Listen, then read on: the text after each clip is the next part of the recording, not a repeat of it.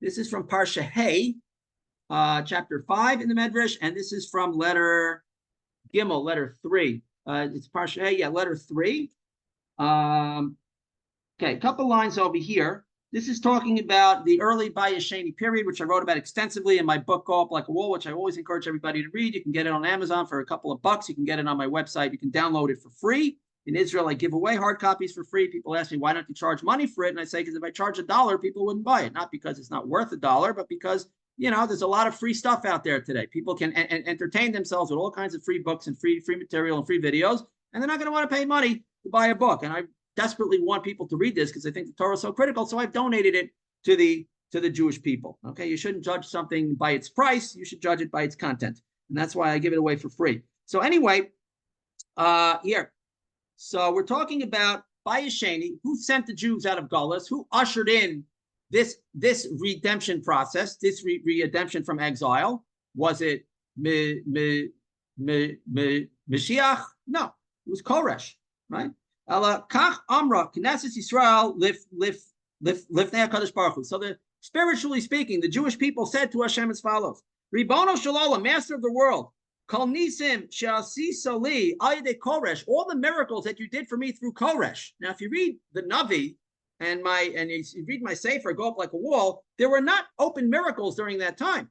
The Koresh was the Persian king, and he woke up one day, he said, Hashem has inspired me, Hashem has informed me that the Jews should go back to the land and build the Beis HaMikdash, and I'm going to sponsor it. I'm going to allow the Jews to go back to the land of Israel. I'm going to give them back the vessels that I still have from the first Beis HaMikdash. I'm going to sponsor their trip. There was no open miracle there. Everything happened through a natural series of events. Nevertheless, it's called a miracle, right? There are hidden miracles, there are open miracles. If we're waiting for the sea to split, we will be waiting a very, very long time. You have to understand the hand of Hashem in world events. If Hashem has allowed millions of Jews come back to the land of Israel and build up the country for all of its problems and shortcomings, nevertheless, this is an earth-shattering event. This is a miracle. It happened through ordinary means. It happened through very, very bad people. Nevertheless, it is still Hashem's will. Hashem wanted it to happen. He wants us to come back. He wants us to take advantage of the opportunity. But the Jews said over here, kind of the same thing. I understand that it's a miracle that you allowed us to go back. So they're already better than us, because most Jews today don't see it as a miracle. They say, well, it's a series of events. This happened, that happened, right? It's all a series of events. No, it was a miracle that you did for me through the hands of Koresh. You were working for me through human beings. Wouldn't it have been better for you to do these miracles for me through Daniel, a very holy, righteous man, a Navi? Why couldn't he be the one to usher in this redemption? Why couldn't he be the one to lead the Jews back to Israel? The Aliyah Adam Tzaddik, or through a different righteous person.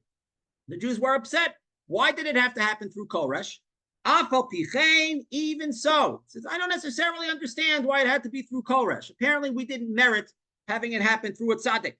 May I hamulo, my innards are yearning, they're craving for it. I still recognize that it was a nace, it was a miracle. It's an expression of Hashem's will. I accept the miracle as is, even though it's not everything I wanted it to be. I recognize it's a miracle, and I'm craving it, and I'm jumping at the opportunity. Same thing today.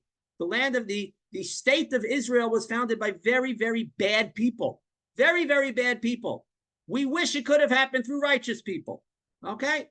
Whose fault it is? What could have been done differently? I don't know. It's really not for us to worry about right now. What's done is done. Okay? The land of Israel was built mostly by very, very evil people. Nevertheless, we have to recognize that it was a nace from Hashem, that we have the opportunity to live in the land of Israel today. We should crave it. We should understand that this is part of the redemption process. There's still a lot of work to be done, but nevertheless, this is all Hashem's doing. And even though he brought it about through very unsavory people, we still have to accept it. This is what Hashem chose. He has his reasons. I actually wrote an article about this, giving several reasons why Hashem chose the early Zionists to be dafka the people who had found the state of Israel as bad as they were. 4 reasons. Okay, I urge everybody to read that article. I'll put a link to it. Okay, they're very good reasons why Hashem had. Okay, nevertheless, we have to accept that what's done is done. Things only happen because of Hashem's will. And if he gave us the opportunity to come back to the land of Israel, clearly it is part of the redemption process. It can't be anything else. One more medrash for today, which is also tied into this theme. From the next page, still in Parsha Hay, chapter 5, letter Hay, letter 5. Here.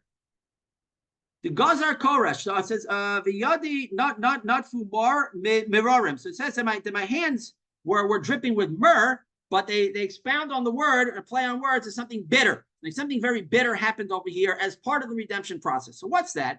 The Gazar Koresh made a decree, V'amar, and he said, the Avar Pras Avar, whoever has already crossed the Euphrates River has crossed. He can keep on going to Israel. The Lo Avar Lo Yavar, whoever didn't pick up and go, who didn't yet cross the Euphrates River, shall not go. He shall stay in Persia. He stopped the authorization for Jews to leave his kingdom and go into the land of Israel.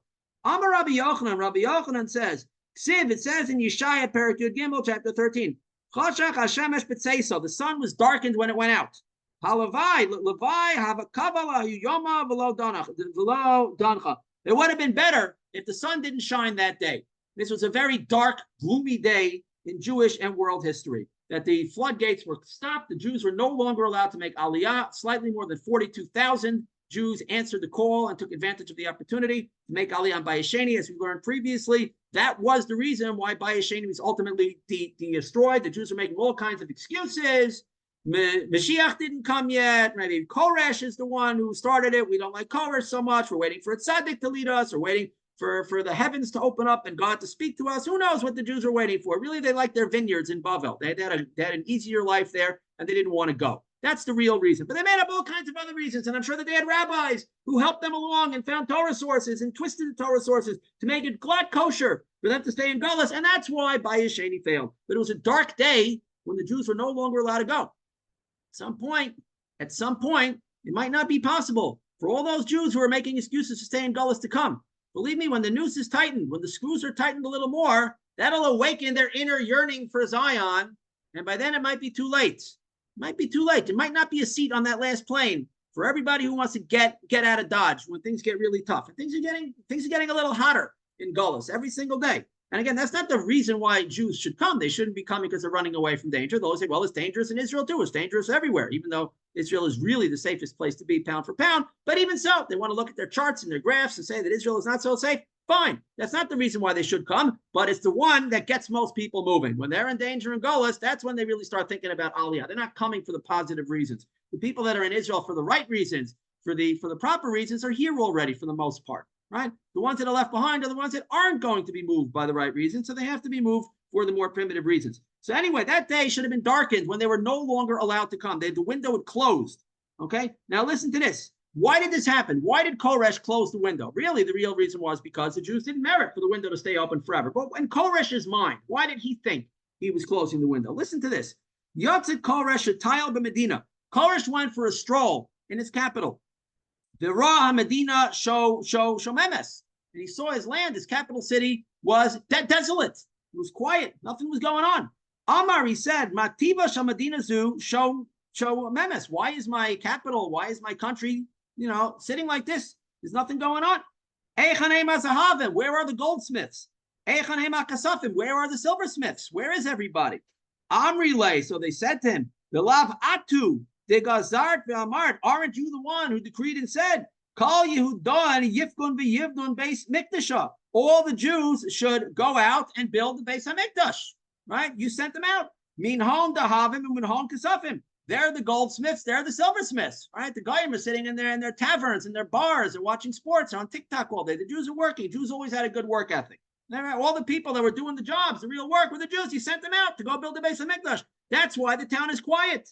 Okay, they all went to build the Beis Hamikdash, which, by the way, wasn't true. It was mostly the older people who went. It was mostly people in their 80s and 90s who went. Presumably, these people were not still working all day. But even so, probably many of the working people had gone. Right, it certainly put a dent in the local economy that they sent out the Jews. So that's what the people said to Koresh. Bahi Shaita, at that moment, Gazar v'Amar, he decreed and said, the Avar Pras Avar, whoever crossed the Euphrates has crossed, no problem, he can keep going, grandfather clause. The Lo Avar, Lo Yavar, who did not yet cross the Euphrates, shall not cross it, he shall turn back and come back home, because it's a drain on the host countries. For all the hatred that they have for the Jewish people, if you get them in an honest moment, they will have to admit that the Jews are very useful citizens. The Jews are very productive citizens, and they add a lot to the country. And the countries that have exiled the Jews throughout history have found that out the hard way. Daniel v'siyato v'chaburaso alu ba'osashah. So Daniel and his entourage and his colleagues went up at that time. Amru, they said, so when they had the opportunity to go to make Aliyah, they went. Amru, they said, Mutav shenochal seudas Eretz Yisrael unevarech al Eretz Yisrael. It is better for us to eat from the meal of the land of Israel and bless on the land of Israel. Meaning Israel is not necessarily everything that we want it to be, but we have to choose. We're going to stay in exile, but we have the opportunity now to make Aliyah. Better for us to go to Israel. We have mitzvos and blessings that we can say in Israel. We're going. Ezra v'siyata v'chaburaso lo alubasha. Ezra and his entourage and his colleagues did not go up at that time when the window was open. Later on, the window was reopened and there was a second wave of Aliyah much later. But at this time, Ezra did not go when he had the opportunity. The lama lo Allah, why didn't he go up? Chazal asked the question here in the Medrash. Why didn't Ezra go? Ezra was a very, very righteous person. So Chazal actually compare him to Moshe. Ezra restored the Torah to its former glory. The Jews had forgotten much of the Torah in exile, and Ezra, in a manner of speaking, brought the Torah down from Har Sinai and gave it to the Jewish people again. He was also a Kohen, and he would have been eligible to be the Kohen Gadol had he gone up, as the Medrash later on says. So why didn't Ezra go? He was such a righteous person. Why didn't he go? And notice how the Chazal take it for granted that any righteous person would go, right?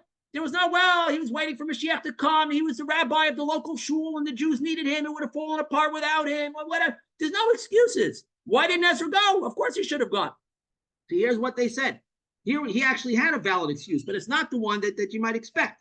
Why didn't he go up at that time? Ezra. Why didn't Ezra go up? Because he needed to clarify his learning before Baruch ben Neriah. Baruch ben Neriah was a Navi. He was the protege of Yirmiyahu, Navi. By this point, at the end of the 7 years of exile, he must have been an extremely old man. Okay, and he was also, from the former generation. He was a Navi. Of course, he was a great Torah scholar as well. So he was the Rebbe of Ezra. Ezra was like Moshe, but even Moshe needed to learn from Hashem, right? So Ezra needed to learn from Baruch. Baruch ben Neriah was his Rebbe. Now, Ezra was going to be the one responsible for teaching Torah to the whole Jewish people. He needed to make sure he understood everything correctly. Any doubts, any questions that he had, he needed to clarify this from his aged Rebbe. So that's why he stayed in Bavel. He needed more time to clarify his learning, all for the benefit, truly for the benefit of the entire Jewish people. So then the Chazal asks a very obvious question. V'yala Baruch ben Neriah. So Baruch ben Neriah should have also made Aliyah. What was he doing sitting in Golus? Again, they take it for granted that any righteous person, any Jew with his head on straight, would move to Israel when he had the opportunity. Ela Amri. But we say as follows. Baruch ben Neriah Adam Gadol v'yashish Haya. Baruch ben Neriah was a very large man. Not great in terms of greatness, which he certainly was, but he was a physically large man and very old. Okay, we know for sure he was very old because he was around during the destruction of the first Beis Hamikdash, and he was already a Navi at the time. He was already the protege of Yirmiyahu at the time. So assuming if he was even a young man, let's say he was 20 years old, he was at least in his 90s now. So he was very large and very old, and he could not physically make the trip. See, that's why he didn't go. Va'afilu begalkatika lo haya yachali time, and even to be carried in a carriage, he would not have been able to go. He was so portly, he was elderly. That trip might have been too much. He couldn't get on a plane. He couldn't get in a car and go. He was too heavy for people to carry him. He was too elderly. He couldn't manage the trip. So he had to stay. He physically could not go. That was his reason, valid reason. And Ezra needed to stay temporarily to clarify his learning with him. A few years later, Ezra came as well. We see from here very clearly that every Jew that had the opportunity to make Aliyah, if he had his head on straight, made Aliyah, and nothing has changed. These are the lessons that we are supposed to learn today. We're not supposed to wait for the heavens to open up, for a Navi to come, for a Moshiach to come. It's very, very clear. There's sources upon sources upon sources upon sources, clear as day. I'm not stretching anything. I'm not taking anything out of context. I'm not cherry picking. It's just piles and piles and piles of sources. And the people who don't want to say they have to fetch out one source about the three oaths and the Satmar Rebbe and this, right? It's ridiculous what people do. Stop torturing the Torah sources. Stop twisting them and torturing them and looking for every excuse to find one source, and maybe you can torture it to indicate that maybe some people shouldn't come back in a certain way and therefore nobody should come back. It's ridiculous already. Do the right thing. Accept the truth. except what your eyes see and your ears hear, and the Torah that I'm telling you today is straight Torah. I wanted to do something from Chovos HaLevavos today. We still have a few minutes.